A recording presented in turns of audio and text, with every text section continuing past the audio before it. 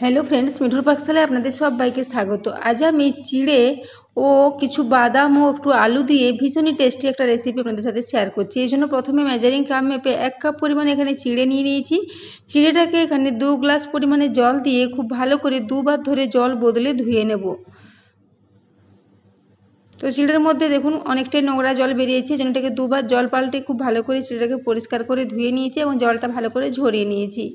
এরপর দেখিয়ে দিচ্ছি, দেখুন চিড়েটা একদমই জল নেই, একদম পুরো ঝরঝরে হয়ে গেছে। এই জন্য আমি এখানে মেজারিং কাপ মেপে 1/4 কাপ পরিমাণে গরম জল নিয়েছি। এই গরম জল দিয়ে চিড়েটাকে একটু ভিজিয়ে রাখবো, তাহলে চিড়েটা খুব ভালো মতো ভিজে যাবে।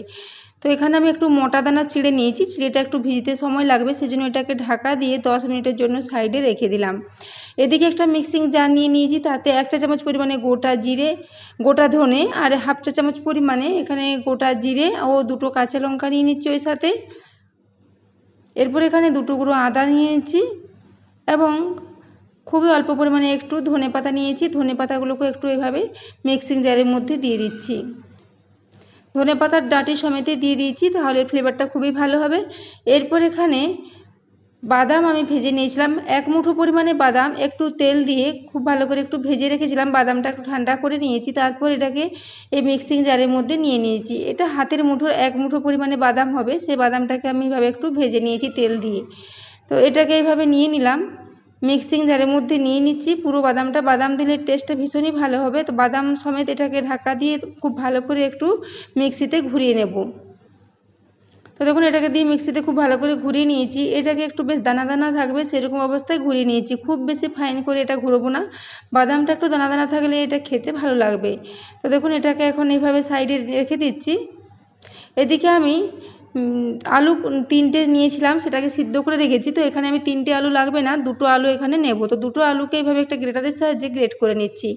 আলুটাকে যদি গ্রেট করে তৈরি করা হয় তাহলে আলুটার মধ্যে কোনো মোটা অংশ থাকবে না, খুব ভালো মতো এটা মিশ্রণটা তৈরি করা যাবে। সেজন্য আলুটাকে একটা গ্রেটারের সাহায্যে এইভাবে গ্রেট করে নিচ্ছি। আপনারা চাইলে একটা কাঁটা চামচের সাহায্যেও স্ম্যাশ করে নিতে পারেন, সেক্ষেত্রেও ভীষণই ভালো মতো এটা রেডি হয়ে যাবে। তো বন্ধুরা, আজকে আমি একটা ভীষণ টেস্টি ও খাস্তা ও মুচমুচে রেসিপি আপনাদের সাথে শেয়ার করেছি। রেসিপিটা যদি ভালো লেগে থাকে তাহলে অবশ্যই বন্ধুদের সাথে একটু শেয়ার করে দেবেন এবং ভালো লাগলে একটা লাইক করতে ভুলবেন না। তো দেখুন এখানে আলুগুলোকে খুব ভালো করে একটু গ্রেট করে নিয়েছি। 2টো আলু এখানে গ্রেট করে নিয়েছি মিডিয়াম সাইজে। তারপর ওই যে মশলা ও বাদামের যে মিশ্রণটা তৈরি করে রেখেছিলাম সেই মিশ্রণটা পুরো এখানে নিয়ে নিচ্ছি। এখানে আর কোনো মশলার প্রয়োজন হবে না। গোটা জিরে, গোটা ধনে ও ওই সাথে ধনে পাতা, কাঁচা লঙ্কা, আদা সবই দেওয়া আছে। তো এখানে আমি স্বাদ মতো এরপর একটু লবণ দিয়ে দিচ্ছি। এখানে আপনারা চাইলে একটু গরম মশলার গুঁড়ো, চাট মশলার গুঁড়ো ব্যবহার করতে পারেন, তবে আমি এখানে আর কিছু দিচ্ছি না। ধনে পাতার ফ্লেভারটা এর মধ্যে খুবই ভালো লাগবে। তো সেই জন্য এখানে স্বাদ মতো লবণ দিয়ে দিয়েছি। তারপর এটাকে খুব ভালো করে হাতে করে একটু মিশিয়ে নিচ্ছি। তো বন্ধুরা, এই রেসিপিটা আপনারা সকালে ব্রেকফাস্টে বা বাচ্চাদের স্কুলের টিফিনে বা বিকেলের দিকে স্ন্যাক্স হিসেবেও বানিয়ে খেতে পারেন। ভীষণই টেস্টি একটা রেসিপি। তো দেখুন এইভাবে এটাকে আলু মশলাটাকে তৈরি করে নিলাম। এভাবে হাতে করে খুব ভালো করে সমস্ত কিছুকে মিশিয়ে এটাকে রেডি করে নিয়েছি। তো এটা এখন খুব ভালো মতো রেডি হয়ে গেছে। এরপর এটাকে সাইডে রেখে দেবো এবং হাতটা পরিষ্কার করে ধুয়ে নিয়েছি। এদিকে চিড়েটাকে দেখে নিচ্ছি। চিড়েটা দেখুন পুরো জলটা টেনে নিয়ে একদম ঝরঝরে হয়ে গেছে। তো এই জন্য আমি এখানে আবারও 2 চামচ মতো একটু জল দিয়ে দেবো, যাতে চিড়েটা খুব নরম করে মাখা যায়। তো 2 চামচ মতো জল দিয়েছি, জলটা দিয়ে উপর থেকে ছিটিয়ে দিলাম। এরপর এখানে আমি 2 টেবিল চামচ পরিমাণে এর সাথে আটা দিয়ে দিচ্ছি। আটা দিলে এর বাইন্ডিংটা খুব ভালো হবে। তো ওই জন্য 2 টেবিল চামচ পরিমাণের সাথে আটা দিয়েছি। ওই সাথে এখানে স্বাদ মতো একটু লবণ দিয়ে দিলাম। এরপর এটাকে দিয়ে খুব ভালো করে হাতে করে এগুলোকে মেখে নিচ্ছি। এরপর আমরা রুটি তৈরি করার যেভাবে ডো তৈরি করি সেরকম একটা বেশ নরম মতো ডো রেডি করে নেব। তো বন্ধুরা, আজকের এই রেসিপিটা যদি ভালো লেগে থাকে তাহলে অবশ্যই চ্যানেলটি সাবস্ক্রাইব করে আমার পাশে থাকবেন এবং পাশে থাকা বেল আইকনটি অবশ্যই প্রেস করে রাখবেন, তাহলে আমি যে কোনো নোটিফিকেশান ছাড়ি না কেন তার সবার আগে আপনার কাছে পৌঁছে যাবে।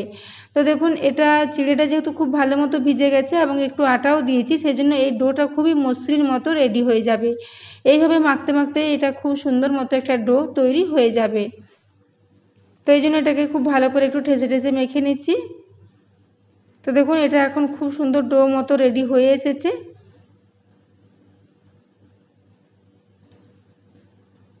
তো এটা যখন এইভাবে একটু মিশ্রণটা রেডি হয়ে যাবে তখন এরপর হাতটা একটু পরিষ্কার করে ধুয়ে নেব, তারপর হাতে একটু তেল মাখিয়ে নেব। তো দেখুন মিশ্রণটা খুবই নরম মতো রেডি হয়েছে। এরপর আমি হাতটা পরিষ্কার করে হাতে একটু তেল মাখিয়ে নিয়েছি। এরপর এই মিশ্রণটা থেকে কয়েকটা বেশ ছোট ছোট আকারের লেচি কেটে নেব। তো তার আগে এটাকে আবার একটু হাতে করে মেখে নিলাম, তারপর একটু লম্বা লম্বা করে এর থেকে সমান আকারে কয়েকটা লেচি কেটে নিচ্ছি। তো বন্ধুরা, আজকের রেসিপিটা বানিয়ে নেওয়া ভীষণই সহজ এবং খেতে দুর্দান্ত স্বাদের হয়েছিল। বাড়িতে গেস্ট আসলেও আপনারা বিকেলের দিকে চায়ের সাথে এটাকে স্ন্যাক্স হিসাবে তৈরি করে দিতে পারেন। এটা অনেকটাই সিঙ্গাড়া কচুরির মতোই টেস্ট হবে, ভীষণই টেস্টি হয়েছিল রেসিপিটা। তো বন্ধুরা, আজকের রেসিপিটা কেমন লেগেছে কমেন্ট করে জানাতে ভুলবেন না। তো দেখুন এর থেকে আমি কয়েকটা লেচি কেটে নিয়েছি। এরপর প্রত্যেকটা লেচিকে এইভাবে একটু আগে গোল গোল করে রেডি করে নেব। তো দেখুন প্রত্যেকটা এখানে গোল গোল করে রেডি করে নিয়েছি। এরপর এখান থেকে একটা করে বল নেব আর হাতের সাহায্যে একটু চ্যাপ্টা করে ছোট ছোট বাটির আকারে এগুলোকে একটু শেপ দিয়ে দেবো। এইভাবে আঙুলে করে ঘুরিয়ে ঘুরিয়ে খুব সহজে এটা বাটির মতো রেডি হয়ে যাবে। তো দেখুন এভাবে একটু বেশ বড় সাইজের একটা বাটির মতো রেডি করে নিয়েছি। এরপর ওই যে আলু মশলার পুরটা করে রেখেছি ওখান থেকে বেশ খানিকটা পুর নিয়ে এখানে দিয়ে দেবো। পুরটা একটু বেশি করে দিতে হবে, তাহলে টেস্টটা ভালো হবে। তো দেখুন এখানে যতটা পুর দেওয়া যাবে ততটাই আমি একটু বেশ চেপে চেপে ভেতর দিকে দিয়ে দিচ্ছি। তো এটাকে আপনারা চাইলে একটু চ্যাপ্টা চ্যাপ্টা শেপেও তৈরি করতে পারেন, তবে আমি আজকে এটা একটু লম্বা লম্বা শেপে তৈরি করেছি। এরকম শেপে হলে একটু ভাজতেও সুবিধা হবে এবং এটা দেখতেও ভীষণই ভালো লাগবে। তো দেখুন এরপর আমি এইভাবে একটু লম্বা লম্বা করে সাইড থেকে নিজেই মুখটা খুব বন্ধ করে দিয়েছি। এরপর আমি এইভাবে একটু হাতে করে লম্বা লম্বা করে এটাকে রেডি করে নিয়েছি। তো দেখুন এইভাবে ল্যাংচার মতো করে এগুলোকে রেডি করে নেব। একটা এখানে রেডি হয়ে গেছে, আবার একটা দেখিয়ে দিচ্ছি। দেখুন প্রথমে এটাকে একটু বাটির মতো করে নিয়েছি, তারপর বেশ ভর্তি করে এখানে ওই আলুর পুরটা দিয়ে দিয়েছি। তারপর আঙুলে করে চেপে চেপে পুরটা একটু ভেতরের দিকে দিয়ে দিতে হবে। তারপর এভাবে একটু মুখটা বন্ধ করে দিয়ে হাতে করে ঘুরিয়ে নিলে খুব সহজে এগুলো রেডি হয়ে যাবে। তো এইভাবে একটু লম্বা লম্বা শেপ দিলে দেখতেও ভালো লাগবে এবং বাচ্চারা এরকম ধরনের শেপ ভীষণই পছন্দ করবে। তো বাচ্চাদের টিফিনের জন্য আপনারা এইরকম ধরনের রেসিপি বন্ধুরা ট্রাই করতে পারেন। তো দেখুন এরপর এখানে দুটো রেডি করে নিয়েছি। এইভাবে মিশ্রণটা যেহেতু খুবই নরম আছে তাই এগুলো বানিয়ে নিতে একদমই অসুবিধে হবে না।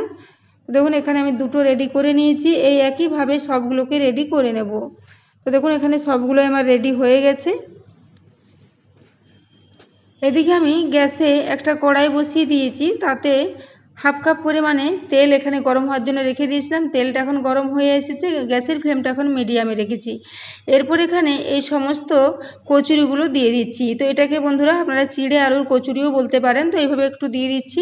তো আমি যেহেতু এগুলোকে লম্বা লম্বা শেপে তৈরি করেছি তাই সমস্তগুলো একেবারেই দেওয়া যাবে। এইভাবে একটু সরিয়ে সরিয়ে জায়গা করে সবগুলো আমি একেবারেই দিয়ে দেবো এবং এগুলোকে আমি খুবই কম তেলে একটু শ্যালো ফ্রাই করেছি। আপনারা চাইলে এগুলোকে ডুবো তেলে একটু ডিপ ফ্রাই করেও ভাজতে পারেন। তো দেখুন এরপর এখানে সবগুলোই দিয়ে দিয়েছি। এরপর এগুলোকে 1 থেকে 1.5 মিনিটের জন্য একটু অপেক্ষা করে নিয়েছি। তারপর এগুলোকে এভাবে একটু উল্টে দিচ্ছি। তো এইভাবে আমি প্রায় 5 থেকে 6 মিনিট পর্যন্ত মিডিয়াম ফ্লেমে এগুলোকে ক্রমাগত নাড়াচাড়া করতে করতে একটু ভেজে নেব। এগুলোকে বারবারই একটু নাড়াতে হবে, তাছাড়া একদিকটা বেশি ভাজা হয়ে যাবে এবং সব দিকটা সমান তেলে ডুববেও না। তার জন্য এটাকে ক্রমাগত একটু চামচে করে নাড়াচাড়া করে হালকা করে একটু লাল লাল করে ভেজে নিতে হবে। তো বন্ধুরা, আজকের রেসিপিটা কেমন লেগেছে কমেন্ট করে জানাতে ভুলবেন না। তো দেখুন এইভাবে ক্রমাগত নাড়াচাড়া করে উল্টে নিচ্ছি। গ্যাসের ফ্লেমটা মিডিয়ামে রাখতে হবে, মিডিয়াম ফ্লেমে এগুলোকে এভাবে একটু ভেজে নিতে হবে। তো দেখুন এগুলোকে নাড়াচাড়া করে বেশ হালকা হালকা লাল লাল করে ভেজে নিয়েছি। এরপর এগুলোকে তুলে নিয়ে আমি সার্ভ করে দেব। তো দেখুন সবগুলোই খুব সুন্দর মতো একটা কালারও চলে এসেছে। এরপর একটা স্ট্রেনার নিয়ে নেব, তাতে করে এগুলো তুলে এক্সট্রা তেলটা ঝরিয়ে নেব, তারপর এগুলোকে সার্ভ করে দেব। তো বন্ধুরা, আজকের রেসিপিটা আপনারা বাড়িতে অবশ্যই ট্রাই করবেন এবং কেমন হয়েছে কমেন্ট করে জানাতে ভুলবেন না। তো এটাকে আপনারা যে কোনো চাটনির সাথে সার্ভ করতে পারেন বা বিকেলের দিকে চায়ের সাথেও এটাকে সার্ভ করতে পারেন। ভীষণই টেস্টি একটা রেসিপি এবং বাদাম দেওয়ার জন্য আলুর সাথে এর টেস্টটা ভীষণই ভালো হয়েছিল এবং বাদামগুলো যেহেতু অনেকগুলোই গোটা গোটা আধ ভাঙা অবস্থায় ছিল সেই জন্য এগুলো খাবার সময় মুখে পড়লে ভীষণই ভালো লাগবে। তো দেখুন এখানে আমি সবগুলোই একেবারে তুলে নিচ্ছি, তারপর একটা প্লেটে নিয়ে এগুলোকে সার্ভ করে দেব।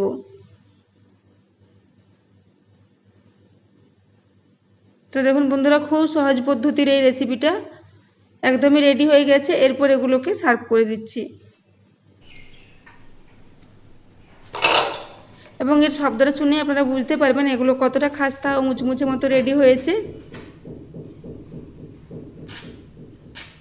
তো দেখুন এর শব্দটা আপনাদের দেখিয়ে দিচ্ছি। এগুলো ভীষণই খাস্তা এবং ভীষণই মুচমুচে হয়েছিল এবং ভিতরটা পুড়ে ভর্তি।